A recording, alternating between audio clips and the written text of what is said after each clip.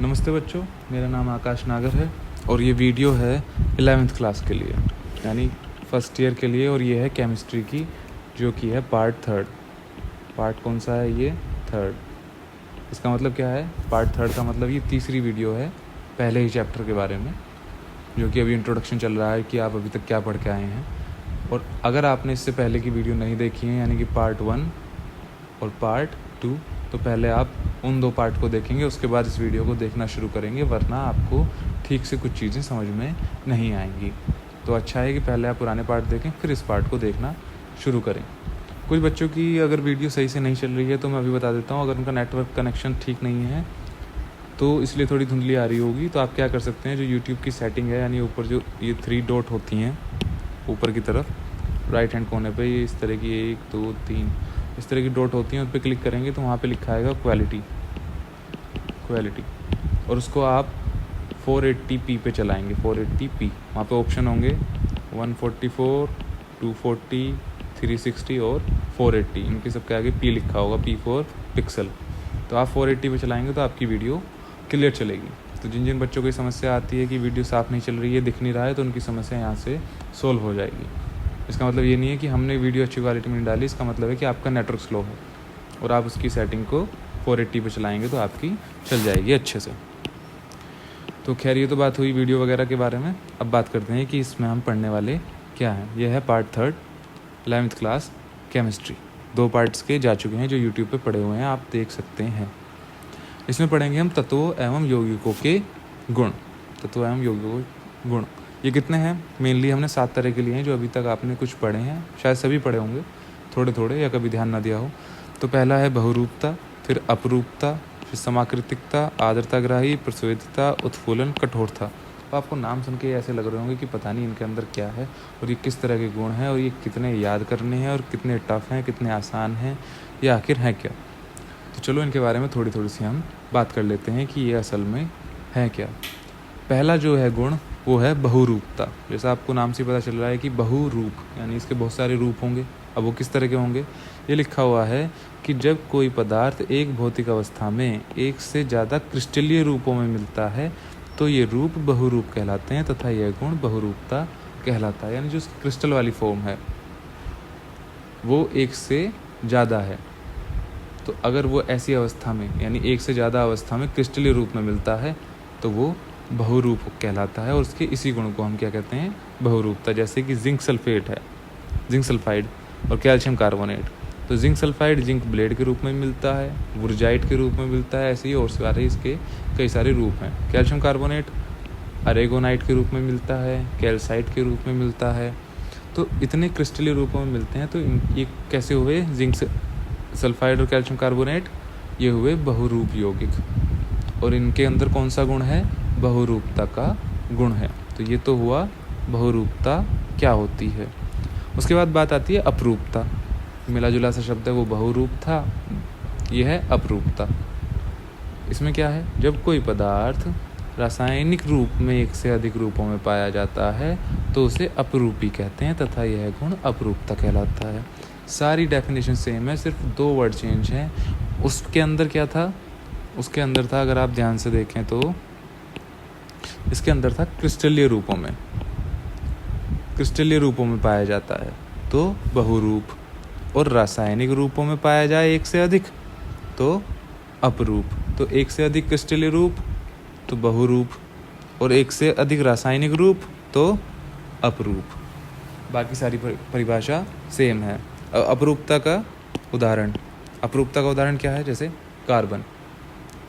Carbon क्या है? हीरे के रूप में है, ग्रेफाइट के रूप में है, कार्बाइड के रूप में है, कोक के रूप में है और कोयले के रूप में है। इतने सारे इसके रासायनिक रूप हैं। हीरा कितना चमकदार, एकदम बिल्कुल सफ़ेद होता है, और कोयला बिल्कुल काला, रासायनिक रूप बिल्कुल अलग है। ग्रेफाइट भी काला होता है। तो इस तरह से कार्बन के कई रासायनिक रूप हो गए। तो इसके अंदर कौन सा गुण हुआ? अपरूपता का गुण। और ये किस तरह का यौगिक है? अपरूप यौगिक या अपरूपी यौगिक। दूसरा है फॉस्फोरस। फॉस्फोरस को किससे दिखाते हैं? P से। अब फॉस्फोरस कितना होता है, कैसा होता है? लाल भी होता है, सफ़ेद भी है, काला भी है, बैंगनी भी है और नारंगी भी है। 5 तरह का फॉस्फोरस है। यानी कितने सारे रासायनिक रूप हो गए। तो इसके अंदर भी कौन सा गुण हुआ? अपरूपता का। और ये किस तरह का यौगिक हुआ? अपरूपी यौगिक, ठीक है, या अपरूपी पदार्थ, आप कुछ भी कह सकते हैं। इसके बाद बात आती है, तो यहाँ पे आपको क्लियर हो गया होगा बहुरूपता और अपरूपता। बहुरूपता में एक से ज़्यादा क्रिस्टलीय रूप हों तो बहुरूपी, और एक से ज़्यादा रासायनिक रूप है तो अपरूपी। ये इनके बीच का अंतर है, बाकी डेफिनेशन बिल्कुल सेम है, एग्जाम्पल अलग है। अब बहुरूपी और अपरूपी यौगिकों के गुण, इनके गुण क्या हैं? पहला, इनके भौतिक गुण अलग अलग होते हैं, जो वो दिखने में ही अलग हैं। भाई फॉस्फोरस लाल भी है, पीला भी है, काला भी है, नारंगी भी है, तो इनके भौतिक गुण तो अपने आप ही अलग हो गए। दूसरा, इनके रासायनिक संगठन व रासायनिक सक्रियता अलग अलग होती है।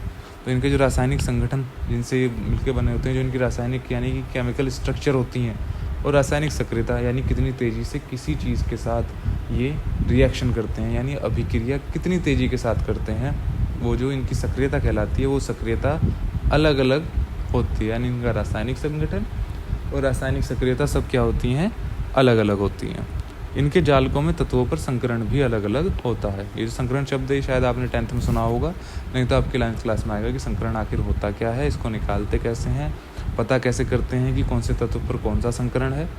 तो इनका सिर्फ आप यहाँ ये जान लीजिए कि इनके तत्वों पर जो संकरण है वो क्या होता है, अलग अलग। जैसे कैल्शियम है, कैल्शियम का जब हीरे का रूप लेंगे तो sp3 का संकरण निकलता है, लेकिन वही कार्बन अगर ग्रेफाइट के रूप में है तो sp2 का संकरण होता है।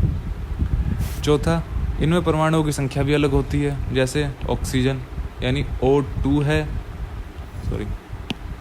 O2 है तो क्या कहलाएगी? ऑक्सीजन। और अगर O3 है तो क्या कहलाएगी?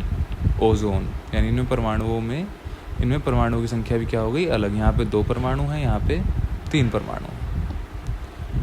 तीसरा पॉइंट आता है अब समाकृतिकता, यानी कि ऐसे पदार्थ जिनके रासायनिक संगठन तथा क्रिस्टलीय रूप एक समान होते हैं समाकृतिक पदार्थ कहलाते हैं, तथा यह गुण समाकृतिकता कहलाता है। यानी कि ऐसे पदार्थ जिनके रासायनिक संगठन और क्रिस्टलीय रूप दोनों एक जैसे होते हों, वो एक दूसरे के समाकृतिक कहलाते हैं। जैसे कि जिंक सल्फेट और मैग्नीशियम सल्फेट, इसमें भी 7 जल के अणु, इसमें भी 7 जल के अणु, तो इनका रासायनिक संगठन और क्रिस्टलीय रूप दिखाता है कि उसमें जल के कितने अणु हैं, उससे वो क्या होता है? क्रिस्टलीय रूप। जिसके अंदर भी हम जल के अणु दिखा देंगे वो उसका क्रिस्टलीय रूप कहलाता है। तो इसमें भी 7 जल के अणु, इसमें भी 7 जल के अणु, तो ये दोनों क्या हुए? एक दूसरे के लिए समाकृतिक यौगिक। अब बात आती है दूसरे की, सोडियम कार्बोनेट और सोडियम सल्फेट। तो सोडियम कार्बोनेट और सोडियम सल्फेट, इसके अंदर भी 10 जल के अणु, इसके अंदर भी 10 जल के अणु, तो ये किस तरह के यौगिक हो गए? समाकृतिक यौगिक। तो आपको समझ में आ रहा होगा, जिनके रासायनिक संगठन और क्रिस्टलीय रूप एक जैसे हों। क्रिस्टलीय रूप का मतलब कि जल के अणु कितने हैं? 10, यहाँ पे भी 10, तो ये दोनों एक दूसरे के समाकृतिक। यहाँ पे 7, यहाँ पे भी 7, तो ये एक दूसरे के समाकृतिक यौगिक। तो इस तरह से ये होती है समाकृतिकता। किसी पदार्थ को, ये है नोट, किसी पदार्थ को उसके समाकृतिक पदार्थ के विलयन में रखने पर उसका आकार बढ़ जाता है। यानी यदि हम कोई पदार्थ लें और उसको उसके समाकृतिक यौगिक के विलयन में रख दें तो उसका आकार बढ़ जाएगा। मतलब ये जो हमने पीछे एग्जाम्पल देखे, अगर आप यहाँ से, मैं इसको 1 मिनट मिटा दूँ, अगर आप यहाँ से मान लो सेकंड वाले एग्जाम्पल से ले लेते हैं हम, सोडियम कार्बोनेट और ये जो 10H2O, सोडियम कार्बोनेट के क्रिस्टलीय रूप को सोडियम सल्फेट के जलीय विलयन में रख दें, इसके विलयन में रख दें, इसको, दोनों एक दूसरे के समाकृतिक है ना, तो इसका आकार जो है रखे हुए का थोड़ा बढ़ जाएगा। या उल्टा कर दें, सोडियम सल्फेट को इसके विलयन में रख दें, क्योंकि ये तो दोनों एक दूसरे के समाकृतिक हैं, तो किसी का विलयन ले लो और किसी को उसमें रख दो। तो जब आप समाकृतिक यौगिक को उसके समाकृतिक पदार्थ के विलयन में रख देते हैं तो उसका आकार बढ़ जाता है। अब अगला पॉइंट है आर्द्रता ग्राही। नाम से आपको समझने में आ रहा होगा कि जो आर्द्रता को ग्रहण करता हो। आर्द्रता क्या होती है? नमी। नमी कैसी होती है? जैसी आजकल के मौसम में, यानी ये जो बरसात का मौसम है ये चल रहा है, इस मौसम में क्या होता है? मौसम में नमी होती है, यानी पानी की अधिकता होती है, इसीलिए आपको पसीने वगैरह भी इसमें ज़्यादा आते हैं, क्योंकि मौसम में ही यानी वायुमंडल में ही पानी बहुत ज़्यादा है। तो आर्द्रताग्राही क्या होते हैं? ऐसे पदार्थ जो वायुमंडल में खुला रख देने पर उसकी नमी अवशोषित करके क्रिस्टलीय रूप में परिवर्तित हो जाते हैं, आर्द्रताग्राही कहलाते हैं। जो वायुमंडल में खुला रख देने पर वहाँ से नमी अवशोषित कर लेते हैं, यानी आर्द्रता को ग्रहण कर लेते हैं और क्रिस्टलीय रूप में परिवर्तित हो जाते हैं। जब आप आर्द्रता यानी नमी को ग्रहण करेंगे तो इसका मतलब क्या है कि आप जल को ग्रहण कर रहे हैं, और जल को ग्रहण करेंगे तो आप क्या बनाएंगे? क्रिस्टलीय यौगिक। ऐसा ही यहाँ पे हो रहा है। कॉपर सल्फेट क्या बना रहा है? Copper sulphate into 5H2O। तो ये जो 5 जल के अणु हैं, इसी की वजह से इसका क्या है? ये क्रिस्टलीय रूप। तो इसने क्या कर लिया? 5 जल के अणु ग्रहण कर लिए, यानी वो नमी ग्रहण कर ली, यानी कि वो आर्द्रता ग्रहण कर ली, और इसको ही हम क्या कहते हैं? आर्द्रता ग्राही। ऐसे ही जिंक सल्फेट है, इसने 7 कर लिए। कैल्शियम ऑक्साइड, इसको खुला रख देंगे तो ये कैल्शियम हाइड्रोक्साइड बना लेगा। ये OH का होल ट्वाइस क्या है? इसके अंदर जल ही तो है, हाइड्रोजन और ऑक्सीजन, और बाहर 2 लिखा हुआ है। तो आर्द्रताग्राही समझ गए, जो वायुमंडल में खुला रख देने पर उसकी नमी को अवशोषित कर लें और क्रिस्टलीय रूप बना लें। क्रिस्टलीय रूप तो बनाएंगे ही, जब उन्होंने नमी अवशोषित कर ली, यानी अपने अंदर जल ग्रहण कर लिया, तो क्रिस्टलीय रूप तो बना ही देंगे। अब दूसरा है प्रस्वेदिता। ऐसे पदार्थ जो वायुमंडल में खुला रख देने पर वायुमंडल की नमी अवशोषित करके विलयन बना लेते हैं, प्रस्वेदी पदार्थ कहलाते हैं। यहाँ पे अंतर है, लेकिन नमी तो ग्रहण करी है, लेकिन अंतर ये है कि उन्होंने तो बनाया था क्रिस्टलीय रूप, ये लिखा हुआ क्रिस्टलीय रूप। यहाँ क्या बना है? विलयन। अगला जो नोट लिखा हुआ है वो मैंने इसी बारे में लिखा है कि क्या अंतर है। पहले इसका एग्जाम्पल देख लेते हैं। एग्जाम्पल क्या है इसके? Sodium chloride, sodium hydroxide, potassium chloride, potassium hydroxide, magnesium chloride, magnesium bromide, calcium chloride. ठीक है, ये सब क्या है? इनके एग्जाम्पल हैं। यानी ये सभी अगर आप वायुमंडल में खुला रख दोगे तो ये क्या करेंगे? वायुमंडल से नमी को अवशोषित कर लेंगे और विलयन बना लेंगे। विलयन से क्या मतलब है और क्रिस्टल से क्या मतलब है? क्रिस्टल वैसे आप समझ गए, पर फिर भी एक बार क्लियर कर लेते हैं। नोट में लिखा हुआ है, आर्द्रताग्राही पदार्थ वायुमंडल से नमी अवशोषित करते हैं, लेकिन उनकी अवस्था परिवर्तित नहीं होती। अवस्था परिवर्तित नहीं होती का क्या मतलब है? अर्थात यदि वह ठोस हैं तो नमी ग्रहण करने के पश्चात भी ठोस ही रहेंगे, यानी वो नमी तो ग्रहण कर लेंगे, लेकिन अगर वो ठोस हैं तो वो ठोस ही रहेंगे, यानी बहुत थोड़ी नमी अवशोषित करेंगे।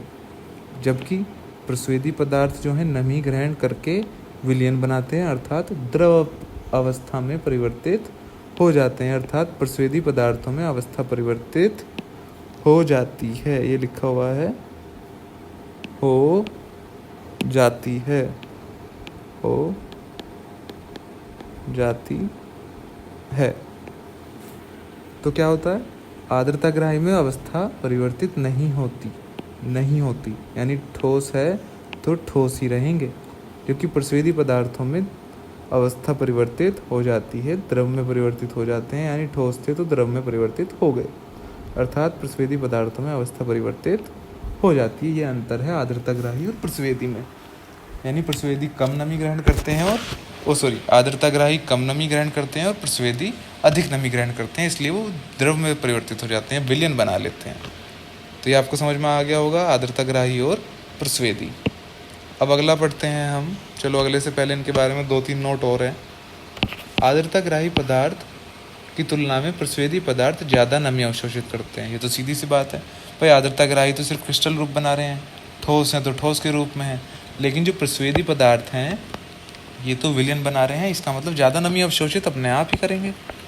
तो आर्द्रताग्राही पदार्थ की तुलना में प्रस्वेदी पदार्थ ज़्यादा नमी अवशोषित करते हैं। दूसरा, आर्द्रताग्राही व प्रस्वेदी पदार्थ वायुमंडल से नमी इसलिए अवशोषित करते हैं क्योंकि इनका वाष्प दाब वायुमंडल के वाष्प दाब से कम होता है। जो इनका वाष्प का जो दाब है वो वायुमंडल के वाष्प दाब से कम है, तो इनकी तरफ नमी का ट्रांसफ़र हो जाता है। अब ये वाष्प दाब क्या है, ये आपको धीरे धीरे आगे चैप्टर जब आएंगे उनमें पढ़ने को मिलेगा। हाल में तो ये 9th और 10th का भी टॉपिक है, वहाँ पे भी शायद आपको पढ़ने के लिए ये मिला होगा कि वाष्प दाब होता क्या है। तो आप सिर्फ यहाँ पे ये समझ लीजिए कि वाष्प क्यों करते हैं ये। अब आप कहने लगे वायुमंडल में रख दिया तो नमी अवशोषित करने की क्या ज़रूरत है, बिना नमी अवशोषित करे भी तो रह सकते हैं। वो इसलिए करते हैं क्योंकि इनका वाष्प दाब क्या है, वायुमंडल के वाष्प दाब से कम है, इस वजह से करते हैं। अब अगले पे आते हैं, ये होता है उत्फूलन। उत्फूलन क्या है? उत्फूलन है बिल्कुल इसका उल्टा। अभी तक नमी ग्रहण कर रहे थे, यानी जल को अवशोषित कर रहे थे, उत्फुल्लन में क्या करेंगे, जल को छोड़ देंगे, यानी जल के अणुओं का त्याग कर देंगे, या तो पूर्ण रूप से या आंशिक रूप से। आंशिक मतलब थोड़ा। ऐसे हाइड्रेटेड पदार्थ जो वायुमंडल में खुला छोड़ देने पर आंशिक या पूर्ण रूप से अपने क्रिस्टलीय जल का त्याग कर देते हैं, उन्हें क्या कहते हैं, उत्फूलन। इसके लिए आप कहते हैं उत्फूलन और उन्हें कहते हैं उत्फूलित पदार्थ। तो ये क्या हुआ, बिल्कुल उल्टा जो अभी हमने पहले पढ़ा था। अब कैसे, एग्जाम्पल क्या है, जिंक सल्फेट है, इसके अंदर 7 जल के अणु थे, यदि इसने 1 त्याग दिया 6 बचे, तो ये क्या हुआ, आंशिक रूप से त्याग कर दिया। लेकिन यदि इसने सारे त्याग दिए यानी 1 भी नहीं बचा, तो क्या बचा, जिंक सल्फेट, ये हुआ पूर्ण रूप से त्याग करना। ठीक है, तो आंशिक रूप में यानी थोड़ा, और पूर्ण रूप से यानी पूरे के पूरे अणु जितने भी थे सब त्याग दिए, पूरा जल अपने अंदर से निकाल दिया। ऐसे ही है फेरस सल्फेट, यहाँ पे 7 थे, अगर 5 रह गए यानी 2 निकाल दिए तो आंशिक रूप का है, फेरस सल्फेट रह गया तो पूर्ण रूप से है। ऐसे ही इसके बहुत सारे एग्जाम्पल यहाँ पे हैं, MgSO4 ये 7 का है, CuSO4 5H2O, Na2CO3 10H2O। तो ये सभी क्या है, उत्फूलन का गुण रखने वाले पदार्थ हैं। इनको यदि खुला छोड़ दें वायुमंडल में तो ये अपने अंदर से नमी को त्याग देते हैं, ये ग्रहण नहीं करते। जैसे अभी आपने आर्द्रता ग्राही और प्रस्वेदी पढ़ी, वो ग्रहण कर लेते हैं, लेकिन उत्फूलन क्या है, ये त्याग कर देता है, या तो आंशिक रूप से या पूर्ण रूप से। अब ये डिपेंड कैसे करेगा कि सर आंशिक कब करेगा और पूर्ण कब करेगा, ये क्या पता और ये कैसे करता है। तो इसके बारे में नीचे नोट दिया हुआ है कि उत्फूलन पदार्थों का वाष्पदाब, पहली बात तो ये कि ये त्याग करता क्यों है। जैसे अभी हमने पढ़ा ना कि वो ग्रहण क्यों करते हैं नमी, क्योंकि उनका वाष्पदाब क्या है, वायुमंडल के वाष्पदाब से कम है, और ये क्या कर रहे हैं, ये कर रहे हैं त्याग। तो आप अपने आप समझ सकते हैं कि इनका वाष्पदाब वायुमंडल के वाष्पदाब से अधिक होगा, यानी उल्टा ही होगा। यही यहाँ पे ये लिखा हुआ है, उत्फूलन पदार्थों का वाष्पदाब वायुमंडल के वाष्पदाब से अधिक होता है, इसलिए ये क्रिस्टलीय रूप का आंशिक या पूर्ण रूप से त्याग कर देते हैं। अब आंशिक और पूर्ण रूप से कब करते हैं, वो करते हैं अगर वाष्पदाब थोड़ा अधिक है तो वह कुछ अर्थात आंशिक रूप से जल के अणुओं का त्याग करता है, वह यदि वाष्पदाब बहुत अधिक हो तो सारे जल के अणुओं का अर्थात पूर्ण रूप से त्याग कर देता है। तो यानी ये सारी कंडीशन क्या है, वाष्पदाब की। यदि वाष्पदाब में अंतर कम है तो आंशिक रूप से कर देगा, ठीक है, और यदि वाष्पदाब में अंतर बहुत ज़्यादा है तो वो क्या करेगा, पूर्ण रूप से त्याग कर देगा। तो यहाँ तक उम्मीद है कि अभी आपको समझ में आ रहा होगा सब कुछ। जो अगर डाउट है तो थोड़ा पीछे करके देख लेंगे वीडियो को, वहाँ से क्लियर हो जाएगा, दोबारा रिप्ले कर लेंगे। और अब आगे चलते हैं लास्ट पेज पे। अगला गुण है कठोरता। कठोरता तो आप सभी समझते होंगे, कठोरता क्या चीज़ होती है। वह किसी एक पदार्थ के दूसरे पदार्थ को खरोंचने की क्षमता, यानी एक से आप दूसरे को खरोंच के देखें और वो टूटता है कि नहीं या कितनी खरोंच वो कर पा रहा है, तो उस खरोंचने की ही क्षमता को उसकी कठोरता कहते हैं। जैसे आप देखते हैं लोहा है, पत्थर है, तरह तरह की धातुएं, स्टील है ना, और भी कई तरह की लकड़ी भी कठोर में ही है। तो इस तरह के बहुत सारे कठोर पदार्थ आसपास में देखने को मिलते हैं। और प्रकृति में सबसे कठोर पदार्थ क्या है, ये है हीरा। और कृत्रिम रूप से, कृत्रिम क्या होता है, यानी जो इंसान ने बनाया है, जो प्रकृति में पाया नहीं जाता, लेकिन इंसान ने कुछ करके उसमें बदलाव, उसको अपने हिसाब से बनाया है, वैसा जो कठोर पदार्थ है वो है कार्बाइन। है ये भी कार्बन का ही, हीरा भी कार्बन का ही है, कार्बाइन भी। कार्बाइन को बोलते हैं लीनियर एसिटिलिनिक कार्बन, LAC। और ये क्या होता है, ये 40 गुना कठोर है हीरे से।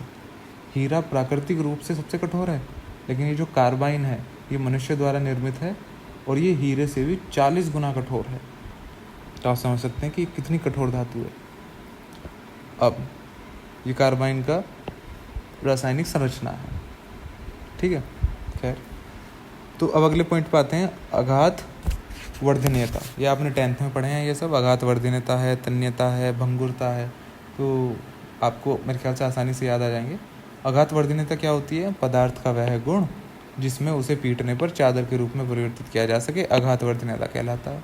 यानी कि उस गुण को जिसकी वजह से वह पीटने पर चादर की तरह पतले उसमें फैल जाता है ना, या चादर के रूप में परिवर्तित हो जाता है, वह आघात वर्धनीय पदार्थ कहलाता है। तो चादर के रूप में कैसे, जैसे लोहे की कोई मोटा टुकड़ा है, उस पर थोड़े से चोट मार के वो थोड़ा पतला सा हो जाता है। हालांकि लोहा तो टफ है ऐसा करना, है ना। चांदी वगैरह इनको कर लेते हैं, पीट के जो आभूषण बनाते हैं, है ना, पतले पतले कर लेते हैं। तो वो क्या है, ऐसा गुण जिससे वो पीटने पर यानी चोट मारने पर उसके ऊपर वो क्या हो, पतली चादर के रूप में परिवर्तित हो जाए तो वो उसका गुण क्या होगा, अघात वर्धनीयता। अघात वर्धनीय होगा वो पदार्थ और तो अघात वर्धन होगा उसका गुण। तो ये क्लियर हुआ। इसके बाद आते हैं तन्यता।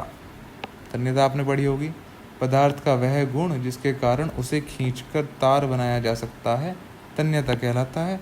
धातुओं में यह गुण सर्वाधिक होता है। यानी पदार्थ का वह गुण जिसमें अगर हम उसको पतला करके बारीक करके खींचते चले जाएं और वो तार के रूप में रहे, टूटे ना, तार के रूप में खिंचता चला जाए, तो वो गुण क्या होगा, यानी कि उस पदार्थ के अंदर क्या है, तन्यता है। इसके अंदर तन्यता का गुण है। हर एक के अंदर नहीं होता, जिन जिन के अंदर होता है उन्हीं को हम तन्य पदार्थ कहते हैं। जैसे सोना सबसे ज़्यादा तन्य धातु है, तो उसका कुछ 1 ग्राम से लगभग 2 किलोमीटर लंबा तार बनाया जा सकता है। वो इतना तन्य है, इसको इतना पतला कर देते हैं कि उससे अगर आप पतला करके 1 ग्राम सोने को खींचें तो उससे लगभग 2 किलोमीटर लंबा तार बनाया जा सकता है। इतनी उसकी तन्यता की क्षमता है। तो तन्यता समझ में आ गई, अघात वर्धनीयता हो गई। और ये क्या है, भंगुरता। अब भंगुरता तो सिंपल सी है, नाम से समझ में आता है, भंगुर यानी टूट जाना। तो पदार्थ का वह गुण जिसके कारण उसे पीटने पर वह चूर चूर हो जाता है, भंगुरता कहलाता है। तो कुछ चीज़ें आपने ऐसी देखी होंगी जो देखने में ठोस लगती हैं, जैसे आप उन पर चोट मारो तो वो क्या है, छोटे छोटे टुकड़ों में बिखर जाती हैं। कुछ आपके कुछ सीमेंट का भी टुकड़े होते हैं, कुछ जिनके अंदर नमी पूरी नहीं होती, सूखे होते हैं, उन पर आप जो चोट मारो तो वो भी बिखर जाते हैं। तो इस तरह से बहुत सारी चीज़ें होती हैं। कुछ प्लास्टिक की भी होती हैं ऐसी, है ना, जो चीनी मिट्टी आती है उसकी होती है, जैसे आप उन पर चोट मारते हैं। या आपका कोई सामान ऐसा है, जैसे गुलदस्ते वगैरह रखे होते हैं ऐसे चीनी मिट्टी के बर्तनों में, और वो गिर जाएँ गुलदस्ते तो जगह जगह वो छोटे छोटे पीस में टूट जाते हैं। तो वो क्या है, उनका भंगुरता का गुण है, यानी वो भंगुर हैं पदार्थ। जैसे आप उन पर चोट मारते हैं वो छोटे छोटे टुकड़ों में टूट जाते हैं या चूर चूर हो जाते हैं, तो वो क्या हुआ, भंगुरता। तो आज हमने जो पदार्थों के जो प्रकार हैं या एक तरह से उनके गुण हैं उनको आज हमने पढ़ा। तो तत्व एवं यौगिकों के गुण थे ये 7 तरह के मेन थे। इसके अंदर 2-3 और हमने एक्स्ट्रा भी करें, जैसे यहाँ पे आघात वर्धनीयता, तन्यता और भंगुरता का जिक्र नहीं है। तो इस तरह से लेकिन हमने उनको भी पढ़ा। तो आप इस वीडियो को देख के इन सबको नोट कर लेंगे और इन सबको एक तसल्ली से सुन के और समझने की कोशिश करेंगे कि ये क्या क्या है, ताकि आपको आगे याद रहें और आगे की केमिस्ट्री समझने में आपको मदद मिले। फिर भी आपको कोई परेशानी हो तो ग्रुप में मेरा नंबर है जुड़ा हुआ, मेरे ही नंबर से आपको वीडियो आती है। और जिन बच्चों के ग्रुप में वीडियो नहीं चल पा रही हैं, अगर उनके दोस्तों को समस्या आ रही है, तो सबसे पहले कहें कि वो नंबर सेव कर लें हर टीचर का अपने फ़ोन के अंदर, जो जो उनकी क्लास में पढ़ाते हैं या जो जो उनके ग्रुप में मैसेज भेजते हैं, उन सभी का नंबर वो सेव कर लें, तभी उनके लिंक खुल पाएंगे, वरना वो लिंक नहीं खुलेंगे। तो चलिए, आज हमने यहाँ तक पढ़ा, ये 5 पेज थे, इनको आप नोट करेंगे और आगे हम अगले पार्ट में देखेंगे अब इससे आगे का टॉपिक। तो वो नेक्स्ट टर्न पे आपको मिलेगा। तब तक के लिए थैंक यू।